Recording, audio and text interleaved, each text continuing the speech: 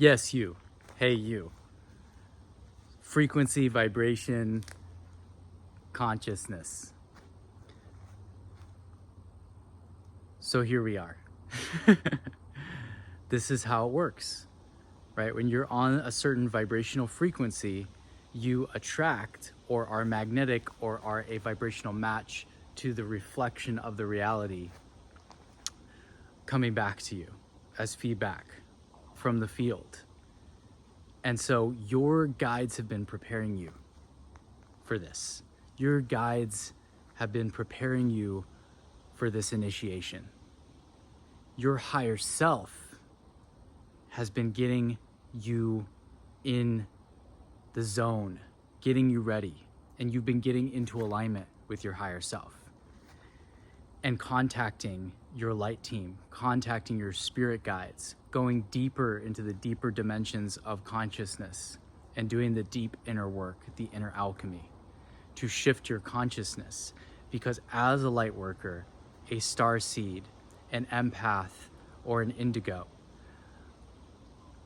you have the capacity as an energy worker to be able to shift the consciousness within yourself and on this planet, and is part of the divine mission of why you came here. And these abilities, psychic abilities, intuitive abilities that you may have had early on in life are now starting to turn back online. Signs and synchronicities are occurring at a more rapid rate because you are in your highest timeline. You're aware of the fine-tuning of your vibration moment to moment, of how you can shift your frequency and you can shift timelines. You can be in the new earth or you can be in the old earth. And yet the oldest earth there is the ancient earth, which is that ancient wisdom that is actually now emerging once again. So you're able to be aware of the old paradigm or the new paradigm. And when you're moving between them, this is being like the Jedi. And you're able to be aware of when those shifts are occurring in the energy, in your energy and in the field, and as well as in other people's energies. And not in the way of being an empath with poor boundaries, taking on other people's energies. No, you've been learning beyond even just shielding techniques, but that the true preventative protection is that of energetic hygiene. Is that when you clean up your own energy, you clean the mirror of your reality. And so you're operating on another frequency now. You're shifting into another level of the game. You're moving into another mansion in the hologram, in the Father's kingdom, in God, Goddess, all that is in the creation, Creator's creation. You're moving into a new frequency. Your guides have been preparing you for this initiation. This initiation is about the realization of your soul purpose in this ascension, this embodied ascension, this raising of your vibration that is not a spiritual bypass, but is an integration of the shadow. And as you do that, you no longer resist, you allow. And when you allow, you let the cork float. When you let the cork float, you effortlessly let go. So what are you letting go of? You're not letting go of anything because you are the pure awareness. The things being let go of are just passing through your mind's eye on the screen of space. This is what mindfulness teaches us. This is what the Buddhists were pointing to us with techniques of meditation such as Vipassana. The mindfulness of watching your thoughts rise and fall, and a simplicity of the awareness of your breath in moment to moment to moment, and not overly identifying, ceasing and dropping the identification of the attachment to the self, identity. Realizing you are pure liminal awareness. And in that pure liminal awareness, you are no longer confined and defined by your conditions. And so through the alchemical process, you are able to liberate yourself. And when you liberate yourself, you raise your vibration. And when you raise your vibration, you tap into inspiration. When you tap into inspiration, you get inspired downloads. And when you take action in the fulfillment of the version of yourself on the screen of space, embodying the character avatar that you're playing in the video game of sacred life, right? Just understanding that that's just a framing, right? Because it is real as the blessing of earth, but also know that there's an unrealness as well to reality. It is very malleable. And so you've been finding that fine-tuned space between, because you're an ascended master in training, because you are on the same game as the path to enlightenment. And your intention of coming here is for the liberation of all beings. Amend the 144, 1111, 333, 222, repeating number sequences, everything is synchronized for you. Thought streams aware of telepathy.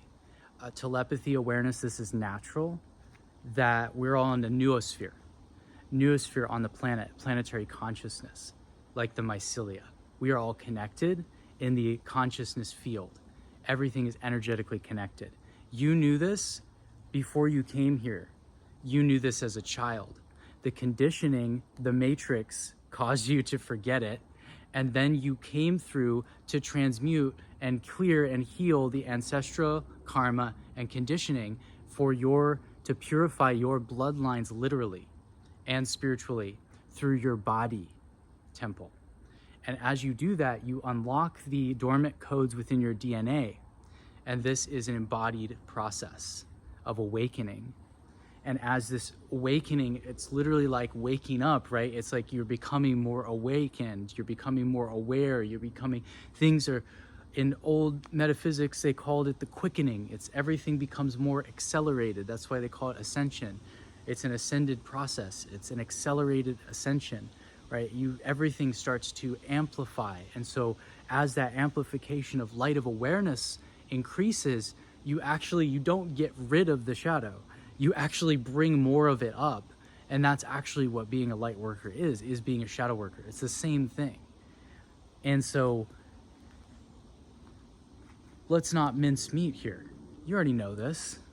This is just a reminder. And this is what your guides have been preparing you for, is to be truly empowered. Because when you're in that stream of source consciousness, when you're in that stream of inspiration, there's this unstoppable momentum. It's like a rocket breaking out into the atmosphere. When you get past that point of no resistance, it's like floating through space. And now you're able to be aware when the resistance comes in, and you're able to work with it like Wu Wei. You're able to work with it like Qigong. You're able to work with the energies that are coming in, the chaff and the resistance of what used to be unsurmountable. You didn't come for it to be easy. You took on a challenge with this incarnation so you could be strong, so you could be powerful, so you could spin the plates, so you could play the roles, so you could wear the hats, so you could work the energy, so that you could manifest the life of your dreams. And let me tell you, you are successful because it's already done. They already see this for you. They've been guiding you all along. And the more that you're in alignment with that, it's no longer this resistance throwing you off into this place, but you can go there and find the love for that part of yourself, reclaim it into awareness, into loving light and consciousness, and integrate through feeling, to feel to heal. And as you feel to heal, you cease all resistance because you're not rejecting that part and the self anymore. And then it opens up space to be able to consciously create, because inspirations will naturally flow in through the gaps that are opened. Because when you're no longer fighting anything and you're no longer blocking anything, all there is just pure space. And when there's a space, of course, energy flows in. Consciousness is constantly creating. Consciousness is creator and creation. It is conscious creation. It isn't every microsecond. It's almost inconceivable how everything is actually being created. Every single micro moment of time. It's unending. It's incredible. Like what a miracle is this moment. The fact that the sun is shining through the perfect conditions even exist on this planet for life to happen every day. And so when we shift into that perspective, it's not that the resistance is throwing us off our track. Nothing can take you off your path. You may have some detours, but hey, that's why you were given free will, right? The only one who's really beating you up at this point is yourself. And I understand that. And so as we're able to be a little bit easier on ourselves, as we're able to be a bit nicer to ourselves, as we're able to have more self-care, as we're able to not be such a martyr, as we're able to balance the needs of individuality with that of the collective, as we're able to be a beacon of light, that's when we tap in. Is like that resistance, actually you channel it. So then you channel that frustration, that sadness, that all of that chaff that's coming up, you take it as like friction and you turn it into an energy ball, and then you can redirect it into change in your life so that it's no longer ruling you, but you actually is empowering you. So then a powerful affirmation to tap into this energy is, everything is empowering me. Everything in the universe is actually empowering me. Even the things that don't seem like it, because that is the view of the alchemist. And now, as you're able to do that, you're able to bless yourself, your family, your community, the world at large, because you're acting as a beacon of inspiration. You're naturally activated as a beacon, as a pillar of light. And then through that, you shine that light and you shine that awareness through being your authentic self. And it is that simple, and that this is the repeated message of this channel. And so may we all be free to be sovereign and interdependent beings. Blessed be. Oh.